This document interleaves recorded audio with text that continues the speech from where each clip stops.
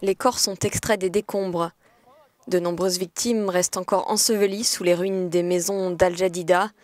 Dans ce quartier de l'ouest de Mossoul, les habitants ont commencé à enterrer les membres de leur famille qui auraient été tués lors d'un raid aérien mené par la coalition internationale. L'armée américaine a reconnu avoir mené cette attaque contre une zone contrôlée par le groupe État islamique. Près de 200 civils pourraient avoir été tués lors de cette frappe aérienne. Avant de commencer la bataille de l'ouest de Mossoul, les forces irakiennes et américaines nous ont assuré que ce serait une bataille facile.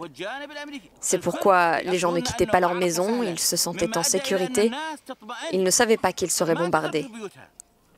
Ce n'était pas une libération, c'était une destruction.